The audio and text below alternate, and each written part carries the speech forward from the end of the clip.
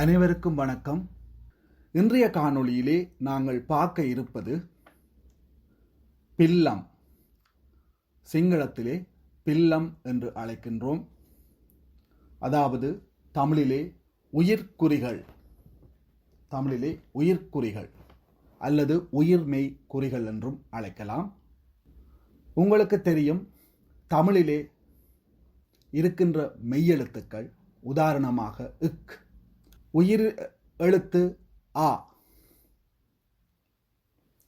இந்த இக்கும் ஆவும் சேரும்போது கா என்ற ஒலியுடைய எழுத்து உருவாகின்றது. அதாவது இக் ஆ கா, இக் ஆ கா என்ற எழுத்து உருவாகின்றது. அதேபோல்தான் சிங்களத்திலேயும் இக், அதாவது கல் கிரீம கயன்ன என்று சொல்லுவோம், அந்த எழுத்தும் ஆ அயன்ன, அந்த அயன்னவும் சேரும்போது கயன்ன என்ற எழுத்து ஒலியோடு உருவாகிறது.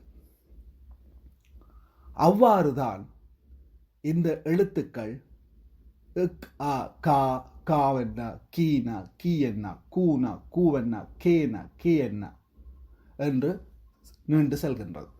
ஆகவே நாங்கள் இதை படிப்பதற்கான தேவைப்பாடு கண்டிப்பாக தமிழிலே காணப்படுவது போன்று சிங்களத்திலேயும் எங்களுக்கு அது எவ்வாறு உருவாகின்றது என்பதை நாங்கள் பார்க்க வேண்டியிருக்கிறது.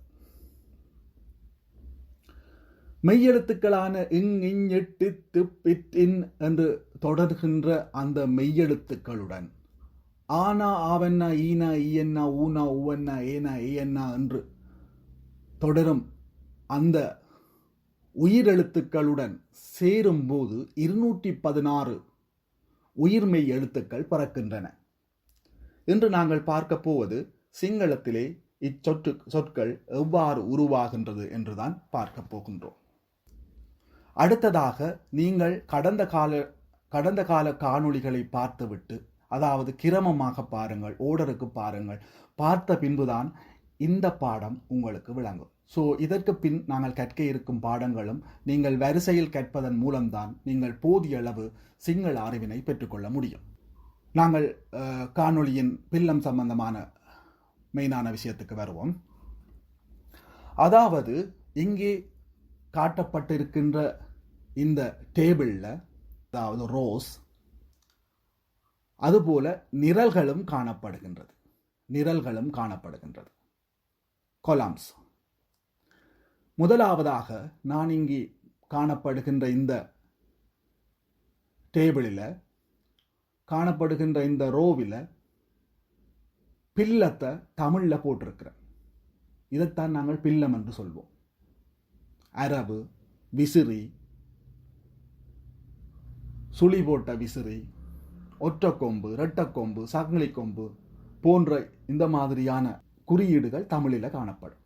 அதுபோன்றுதான் சிங்களத்திலையும் இதே போன்று குறிகள் காணப்படுகின்றது. அந்த குறிகள் பற்றி தான் நாங்கள் பார்க்க இருக்கிறோம். இந்த குறிகள் உருவாவதற்கு தமிழில உயிரெழுத்து, மெய்யெழுத்து என்று காணப்படும் இருவேறு எழுத்துக்கள் சேரும்போது பிறக்கும் புதிய எழுத்துக்களுக்குத்தான் இந்த குறியீடுகள் பயன்படுத்தப்படுகின்றன. அதே போன்று சிங்களத்திலேயும் நாங்கள் உயிர்மெய் எழுத்துக்களை உருவாக்கும் போது நாங்கள் பயன்படுத்த வேண்டியதுதான் பில்லம். நீங்கள் இந்த இடத்திலே பார்க்கலாம், இந்த பில்லங்கள் எவ்வாறு பயன்படுத்தப்பட்டிருக்கின்றது என்று. முதலாவதை எடுத்துக்கொண்டால் அரவு பயன்படுத்தப்பட்டிருக்கிறது. அதாவது சிங்களத்தில் அலப்பில்ல என்று சொல்கின்றோம். அதாவது ஆவன்னா என்ற உயிரெழுத்தில் தான் இந்த அலப்பில்லை இருக்கின்றது. ஸோ கீழே பாருங்க, அதிலேயே காவண்ணா, காயன்ன, தாயன்ன, ராயன்ன என்று காணப்படுகின்றது. நாங்கள் எங்களுடைய அடுத்த சாட்டுக்கு போவோம். இதைத்தான் நாங்கள் பார்க்க போகிறோம். இங்கே பாருங்கள், நான் இரண்டாவது வரிசையிலே தந்திருக்கின்றேன். ஆனா என்ற தமிழெழுத்தும் சிங்களத்தில் அயன்ன, அதாவது ஆனா என்ற எழுத்தும் தந்திருக்கின்றேன். அதே போன்றுதான் ஆவண்ணா, ஈனா என்று தொடர்கிறது. சிங்களத்திலேயும் ஆ என்ன, ஈ என்ன, உயன்ன, ஊயன்ன, ஏயன்ன, ஏயன்ன, ஐயன்ன, ஒயன்ன, ஓயன்ன, அவுயன்ன என்று தொடர்கிறது. இங்கே நான் தரப்பட்டிருக்கின்ற, அதாவது நிழல் தீட்டப்பட்ட பகுதி காணப்படுகிறது. அது விசேஷமாக சிங்களத்திலே மட்டும் காணப்படுகின்ற எழுத்து. அது பற்றி நாங்கள் பின்னர் பார்ப்போம். அதற்கு முதலாக உதாரணத்தை பார்ப்போம். இங்கே நான் இக்கண்ணா என்ற, அதாவது கல்கிரீம கயன்ன இக்கண்ணா என்ற சிங்கள எழுத்துடன் ஆனா, அதாவது அயன்ன சேரும்போது என்ன கிடைக்குதென்றால் கானா கிடைக்கிறது, கயன்ன கிடைக்கிறது. இங்கே கீழே பாருங்கள், ஆங்கில உச்சரிப்பு நான் தந்திருக்கின்றேன். நீங்கள் அந்த உச்சரிப்பின் மூலம் இந்த சிங்கள எழுத்துக்குரிய உச்சரிப்பை நீங்கள் கண்டுபிடிக்கலாம். கயன்ன, அதாவது இக்கண்ணாவும் ஆனாவும் சேர்ந்து கானா எவ்வாறு உருவாகிறதோ அதே போன்று சிங்களத்தில் கயன்ன என்ற சொல் கல்கிரீம இக்கண்ணா, அதாவது இக்கண்ணா கல்கிரீம கயன்ன இக்கண்ணான்னு சொல்லுவோம். அதுவும் ஆனா தமிழ்ல, சிங்களத்துல அயன்னு சொல்லுவோம். அந்த கல்கிரீம கயன்னவும் அயன்னவும் சேர்ந்துதான் கயன்னு என்ற இந்த எழுத்து உருவாகின்றது. அதே போன்றுதான் கல்கிரீம கயன்னவோடு ஆயன்ன சேரும்போது காயன்ன என்ற எழுத்து உருவாகின்றது. இந்த காயன்னவில் பாருங்கள், பயன்படுத்தப்பட்டிருக்கிறது ஒரு நீள வட்ட வடிவான பகுதியின் ஒரு குறித்த பகுதியை விலக்கிவிட்டு பார்த்தால் காணப்படுகின்ற அந்த உருவம்தான் அலப்பில்லை என்று சொல்லுவோம். அதாவது தமிழிலே அரபுக்கு ஈடானது. நாங்கள் இங்கே காவன்னாவுக்கு எப்படி அரபு பாவிச்சிருக்கிறோமோ அது மாதிரித்தான் காயன்ன என்ற எழுத்தில் அரபுக்காக பதிலாக இது பாவிக்கப்பட்டிருக்கின்றது. அதே போன்று கீனா, அதாவது கியன்ன, அதற்கு எவ்வாறு இந்த பில்லம் பாவிக்கப்பட்டிருக்கின்றது என்று பாருங்கள். இதை நாங்கள் சொல்லுவோம் ஈ என்ற இயன்ன அல்லது ஈ என்ற சொல்லின் மூலம் இது உருவானதால் இதற்கு நாங்கள் இஸ்பில்ல என்று சொல்கின்றோம். இஸ்பில்ல, இஸ்பில்லவில் 2 காணப்படுகிறது. அதாவது ஈனாவும் இஸ்பில்லதான், ஈயன்னாவும் இஸ்பில்லதான்.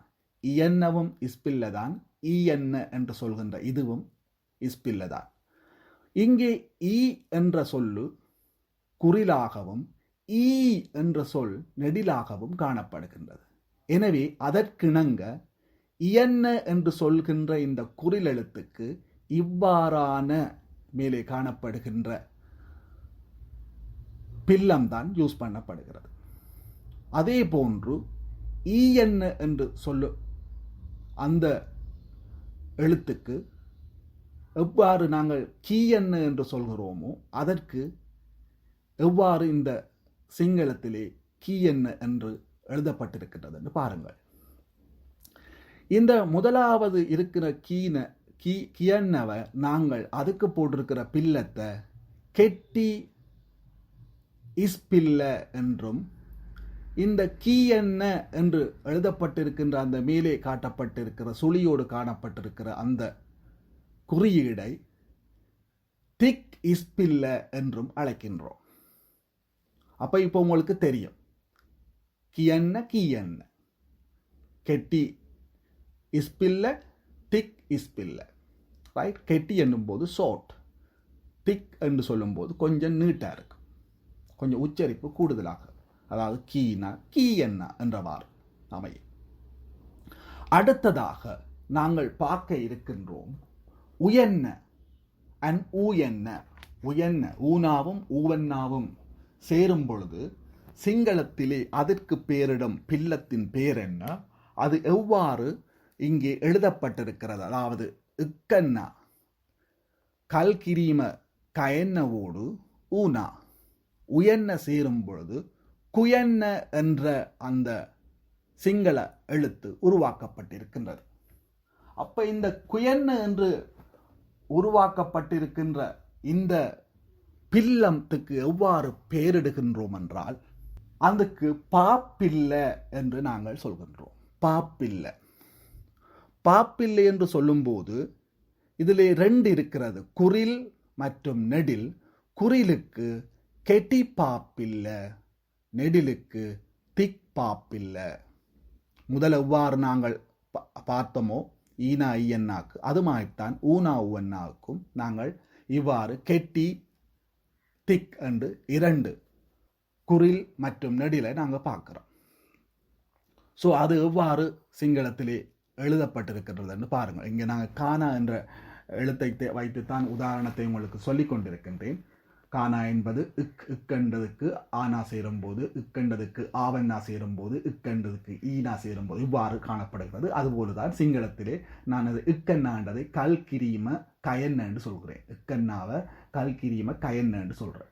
அந்த இக்கண்ணாவோடு ஆனான்னு சொன்னால் சிங்களத்தில் அயன்னு சொல்லுவாங்க, ஆவண்ணு சொன்னால் சிங்களத்தில் ஆயன்னு சொல்லுவாங்க. ஸோ இவ்வாறு மற்ற மற்ற எழுத்துக்களை நீங்கள் பார்க்கலாம். அடுத்ததாக நாங்கள் வருவோம் கே. கே அதாவது கேனாவும் கேஎன்னாவும் சிங்களத்தில். இது ஏனாவும் ஏஎன்னாவும் இரண்டு உயிரெழுத்துக்களையும் பாவிப்பதன் மூலம் இந்த ஒலியுடைய எழுத்துக்கள் உருவாகின்றது. இங்கே பாருங்கள், சிங்களத்திலே நான் காட்டுகிறேன் குறியிட்டு. கே கே கே கே என்று காணப்படுகிறது. இங்கே காணப்படுகிற இந்த கே என்ற எழுத்து எந்த பில்லம் பாவிக்கப்பட்டிருக்கின்றது என்றால் இந்த முன்னுக்கு இருக்கிறது, கானாக்கு முன்னுக்கு கயனுக்கு முன்னுக்கு இருக்கிறது பாருங்கள், ஒற்ற கொம்பை ஒத்ததாக சிங்களத்திலேயும் ஒரு விதமாக போட்டிருக்கப்படுகின்றது. அதை நாங்கள் கொம்பு என்று சொல்லுவோம். கொம்பு. அப்ப இந்த பில்லத்துக்கு பேர் கொம்புவ. இந்த பில்லத்துக்கு பேர் கொம்புவ. கொம்புவோட கயன்ன சேர்ந்து கயனவை பக்கத்தில் எழுதினா அதை நாங்கள் கெயன்ன என்று சொல்லுவோம். கெயன்ன. அதே மாதிரி அடுத்ததை பார்த்தீங்கன்னா கொம்புவோட கல்கிரீம கயன், அதாவது கானாவுக்கு மேலே குற்று போட்டிருக்கிறது. நாங்கள் கடந்த காணொளியிலே பார்த்திருந்தோம் குற்று எவ்வாறு இடுவதென்று. தமிழிலே ஒரு குற்றுத்தான் காணப்படுகிறது, அதாவது ஒரு டொட்டை மேலே இடுவதன் மூலம் குற்று இடப்படுகிறது. ஆனால் சிங்களத்திலே அவ்வாறு இல்லை, இரண்டு குற்றுக்கள் காணப்படுகிறது. அது தொடர்பான காணொளியிலே உங்களுக்கு விடயங்கள் தெரிந்து கொள்ளலாம். அதை பார்ப்பதற்கு இதுக்கு முதல் நான் பதிவிட்ட காணொளியை பார்ப்பதன் மூலம் அதிலே உங்களுக்கு போதிய அளவு அறிவை பெற்றுக்கொள்ள முடியும். அது உங்களுக்கு ஈஸியானதாக இருக்கும். ரைட். இப்போ நாங்கள் மறுபடியும் பார்க்கலாம். இந்த கே என்ன என்று சொல்லும்போது, அதாவது கொம்பு ஒன்றும் கொம்புவ, அடுத்தது இக்கண்ணா கல்கிரீம கயன்னவும் சேரும்போது தான் கே என்ன நெடில், கே என்ன என்ற எழுத்து உருவாகிறது. கே என்பது குறிலாகவும் கே என்ன என்பது நெடிலாகவும் காணப்படுகின்றது. அடுத்ததாக கை.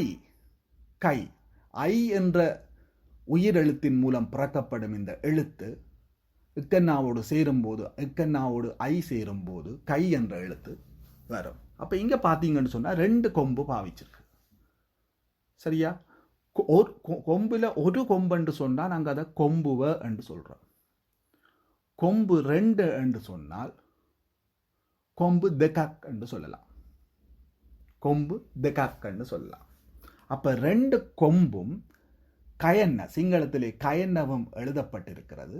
இதுதான் கை என்ற, அதாவது நாங்கள் சங்கிலி கொம்பு என்று தமிழிலே சொல்லுவோம். அந்த சங்கிலி கொம்பு தான் இங்க கை என்று கொம்பு ரெண்டு போட்டு காட்டப்பட்டிருக்கிறது. அடுத்ததாக நாங்கள் பார்த்தால் ஒயன்ன. தமிழிலே ஒயன்ன, சிங்களத்திலேயும் ஒயன்ன தான். பாருங்கள் சிங்கள எழுத்துக்கள் எவ்வாறு நான் இங்கே உயிரெழுத்துக்களை தந்திருக்கிறேன் என்று பாருங்கள். இப்பொழுது நாங்கள் பார்ப்பது இந்த ஒயன்ன. இந்த மேலே மஞ்சளால் காட்டப்பட்ட விடயம் நாங்கள் அதுதான் இங்கே கீழே அப்ளை பண்ணுறோம். ஸோ அதை பாருங்கள், அதுக்கும் இதுக்கும் இடையிலான வித்தியாசத்தை பாருங்கள். அந்த நடுவில் இருக்கிற எழுத்து இப்போ இங்கே பார்த்தீங்கன்னு சொன்னால் கோனான்ற எழுத்து, இதில் நடுவில் கானா என்ற எழுத்து வரும்.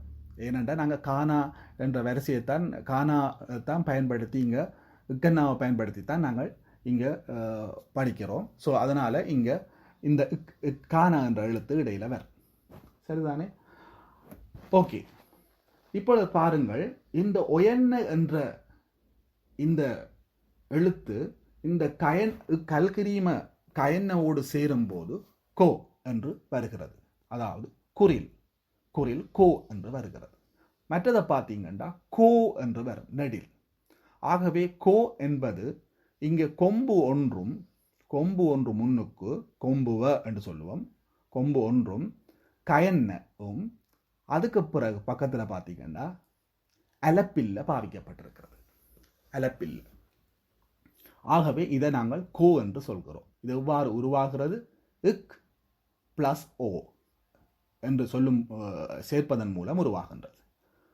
அடுத்தது இந்த பார்த்த கோவன்னா கொம்பு ஒன்று, கயன்ன கானா, அலப்பில்ல பார்த்த அரவு, அதுக்கு மேலே ஒரு குற்று. அதாவது இங்கே கொடி மாதிரி இருக்கு பார்க்க. ரைட்? ஸோ இதை நாங்கள் கோ என்று சொல்கின்றோம். கோ என்பது குரில், கோ என்பது நெடில். அடுத்தது நாங்கள் பார்க்க இருப்பது அவ் என்ற எழுத்திலே இது இக்கண்ணாவும், அதாவது கல்கிரீம இக்கண்ணாவும் அவ் என்ன என்ற சிங்கள எழுத்தும் பாவிப்பதன் மூலம் கவ் என்ற எழுத்து உருவாகி இருக்கிறது. இந்த கவுக்கு எப்படி இருக்குன்னு சொன்னால், முன்னுக்கு பாருங்க, கொம்புவ பிளஸ் கயன்ன பிளஸ் அது என்ன இந்த உருவம் ஒன்று இருக்கிறது. இதை நாங்கள் கயனுகித்த என்று சொல்லுவோம். கயனுகித்த. அப்போ கொம்புவ கயன்ன கயனுகித்த இந்த மூன்றும் சேர்ந்துதான் கவ் என்ற எழுத்து உருவாகி இருக்கிறது. இப்போ உங்களுக்கு ஆனாவிலே இருந்து அவ்வண்ணா வரைக்கும் எங்களோட தமிழில் காணப்படுவது போன்று சிங்களத்திலேயும் எவ்வாறு இருக்கின்றது என்று நான் உங்களுக்கு தெளிவாக விளங்கப்படுத்தி இருக்கின்றேன். உங்களுக்கு ஏதாவது சந்தேகங்கள் ஏதாவது காணப்பட்டால் நீங்கள் கருத்துக்களை கொமெண்ட்ஸ் கீழே போடுங்கள். அப்பொழுதுதான் உங்களிடத்திலே நான் என்னுடைய இந்த கற்றல் முறை எவ்வாறு உதவியாக இருக்கிறது, ஏதேனும் கடினமான விடயங்கள் காணப்பட்டால் அதை இன்னும் சற்று தெளிவாக விளக்கி கொடுக்க முடியும் என்று நினைக்கின்றேன். எனவே இன்று இந்த பில்லம் என்ற பாடத்தின் மூலம் இக்காணொலியை நான் நிறைவு செய்கின்றேன். அடுத்த காணொளியிலே உங்களை சந்திப்பதிலிருந்து விடைபெறுகின்றேன். நன்றி, வணக்கம்.